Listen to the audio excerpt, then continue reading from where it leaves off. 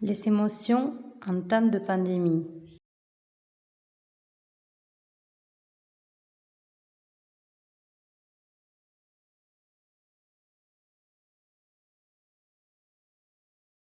Il ne fait aucun doute que la situation actuelle dans laquelle nous nous trouvons a un impact sur notre bien-être émotionnel.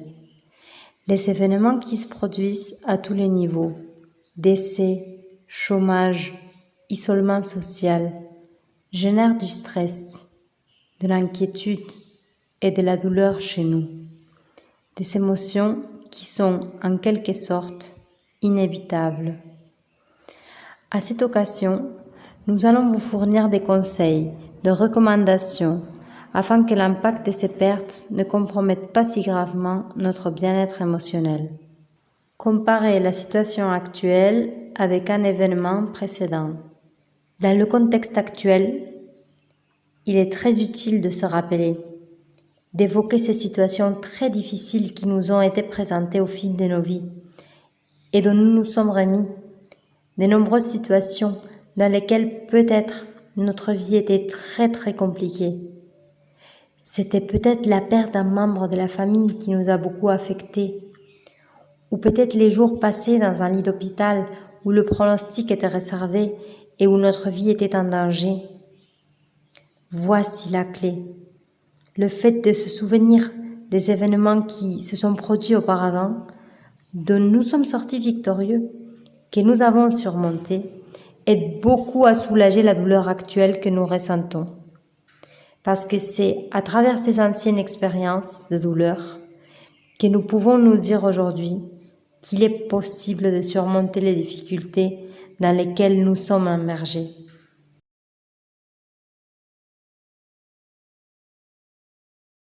Les situations critiques nous affectent, parfois trop, et beaucoup d'entre nous sortent plus forts au milieu de la douleur. Ernest Hemingway. Réalisez que de nombreuses personnes sont dans la même situation que vous, voire pire. Décentraliser notre douleur, ne pas se concentrer sur le fait que nous pourrions être les seuls à vivre ces situations-là, atténue en quelque sorte l'inconfort ressenti. Par exemple, peut-être je suis capable de réaliser que je ne suis pas le seul à avoir perdu un emploi, que je ne suis pas le seul à avoir perdu un membre de ma famille. Nous sommes tous touchés, la douleur est partagée. En fait, cette façon de raisonner, cette façon de concevoir la situation est, d'une certaine manière, une ressource psychologique qui aide au bien-être individuel et collectif.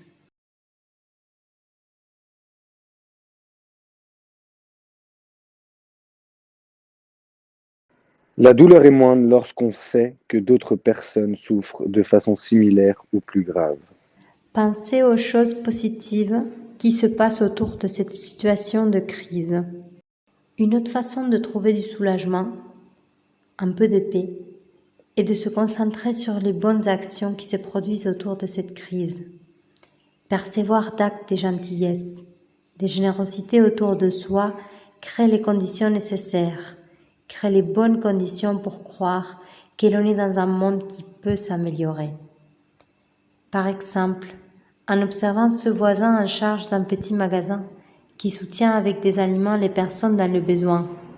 Ou par exemple, en prenant conscience sur le travail du personnel de santé qui risque sa vie courageusement chaque jour pour sauver celle des autres. Ce sont des clairs exemples où la gentillesse et le détachement peuvent nous conduire à des scénarios beaucoup plus gratifiants. D'évidence que cette façon de concevoir les crises soulage véritablement et à la base de ce micro-programme du groupe RPP, dirigé par un éminent journaliste dont le titre est « Au milieu de la crise, il y a des bonnes nouvelles à partager ».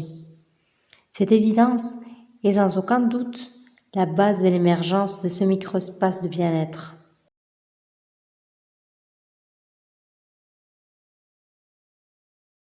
La vie devient plus facile, plus supportable et plus belle lorsque nous pouvons voir le bien chez les autres.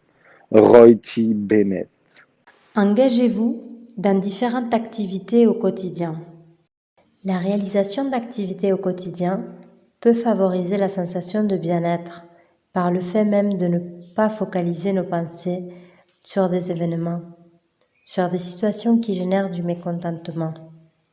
S'impliquer dans ces activités qui nous font oublier, d'une certaine manière, les événements tristes et aléatoires qui se déroulent autour de nous est une bonne mesure à prendre en compte. Et la participation à des activités peut être de différentes sortes, dans différents domaines. Il peut s'agir tout simplement de commencer à apprendre complètement cette chanson qui nous a toujours fascinés, mais que nous n'avions jamais complètement apprise. Ou peut-être de s'impliquer dans la maîtrise de la guitare, ou de jouer aux échecs avec plus de précision que nous ne l'avions pas fait pendant des années.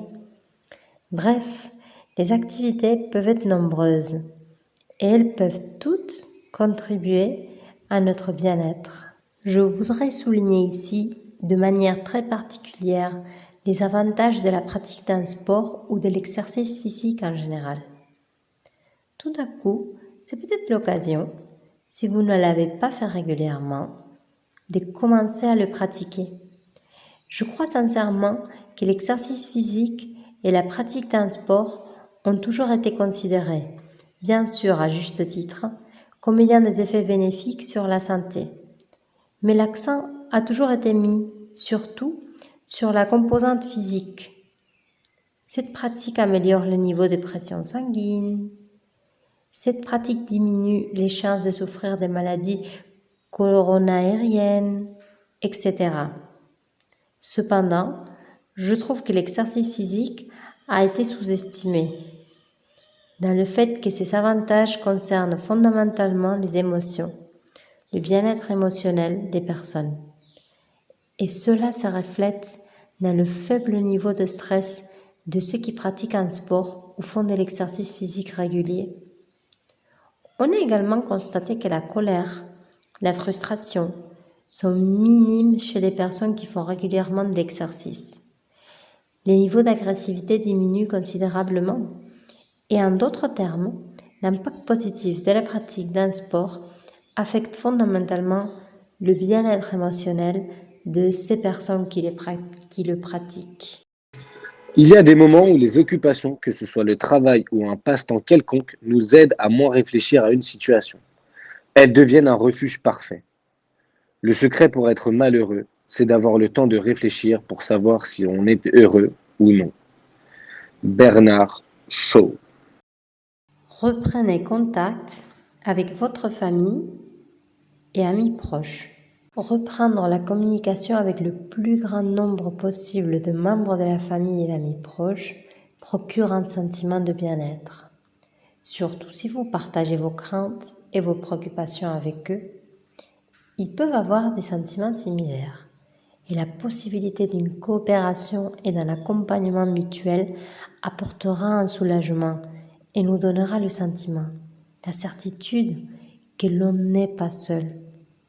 L'acte même d'exprimer et de raconter ce que l'on sent a déjà un effet libérateur.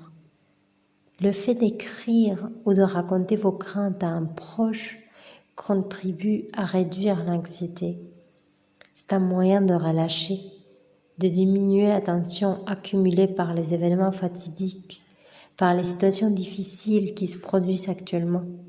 Il y a de fortes chances que vous y trouviez un soutien sincère. Chacun d'une manière ou d'une autre ressent le besoin d'exprimer et de recevoir de l'affection. Ou n'avez-vous pas remarqué que vous vous êtes d'un coup retrouvé à saluer affectueusement ce voisin avec lequel vous ne croisiez guère de regard auparavant? N'avez-vous pas remarqué que vous vous êtes retrouvé à appeler par son nom cette personne que vous ne voyiez avant qu'en tant que vendeur ou vendeuse du magasin d'en face? C'est-à-dire que cette situation a rendu plus sensible à la vie, à la souffrance de l'autre, au bien-être de l'autre. C'est comme si nous nous étions ouverts. Cette attitude de l'autre est importante pour moi maintenant. L'autre, celui que nous ne connaissions pas avant, celui dont nous ne nous souvenions pas de son nom. D'une certaine manière, nous réévaluons le contact, la sensibilité. L'autre compte pour moi. Nous sommes, d'une certaine manière, en train de réévaluer les obligations. Saluer avec attention, saluer avec affection, dire merci, s'excuser. Ce geste prenne une autre connotation. La pandémie, cet événement, a un impact sur le degré de sensibilité des gens. En tant que psychologue, en tant que professionnel de la santé émotionnelle, j'aimerais entendre et même chérir cette possibilité avec des histoires des gens qui disent « Je me suis réconcilié avec mes amis, je me suis réconcilié avec mes coussins avec lesquels j'étais un peu distant et j'ai retrouvé de l'amitié et de nombreuses camarades de classe, du collège, de l'école, dont je ne connaissais pas l'existence il y a de nombreuses années. » Ce seraient des manifestations, des signes qui expriment que ce moment, cette situation actuelle, sert en réalité à revaloriser les liens, les affections et, je répète, l'attitude de « je me soucie de l'autre ».